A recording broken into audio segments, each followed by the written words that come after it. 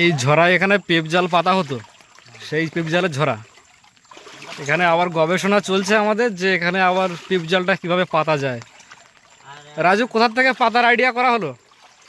এইখানে এই উঁচু টেক আর এদিকে গাছের গোড়া, এখান থেকে পেপ জালটা পাতলে এর ভিতরের মাছটায় পেপ জাল আটকে যাবে যখন জলটা এখান থেকে বেরোবে।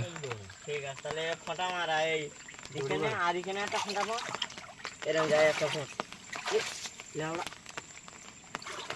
500 মাছ মাছ তুলে কি একটা পা দে লাউড়া ছোট বলে মাছ বসতে তাল খাই এই জন্য পা দে মাছ ধরে ধর দেখি হাতে ওটা করে। সকালবেলা পা দিয়ে তো আমিও ধরলাম, পাশে পা দিয়ে ধরা যায় তো। নালে ছাতাটা সন্ন্যাসী কি ট্যালেন্ট তোরা এখানে দড়িবাজ क्या कारीगरी है। এই রাজু তুই এখানে পাতে ঠিকঠাক করতে লাগ, এই দাগের সোজা করে এইখানে একটা মাছ ফটা, আর আমি ওইখান থেকে কটা হাতে করে পাড়া ধরি। কোন ধানে ফটা মারবে? কাপা মার এইখানে এইখানে একটা মাছ আর এইখানে একটা, আর এইখানে ব্যাস। ফটা হ্যাঁ তা এই খাবি দেই তো এটা হাতে কি আছে তুই জানি। ওই যে ঠাংলা ধরেছে। ও জল আমার আসছে ও আসুক নিবি কাংলা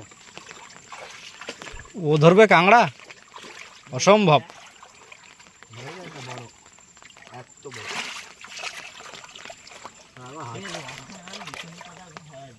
এই দেখ সাপ দেখ, ও ভগবান কোথায় বাস করছি আমি।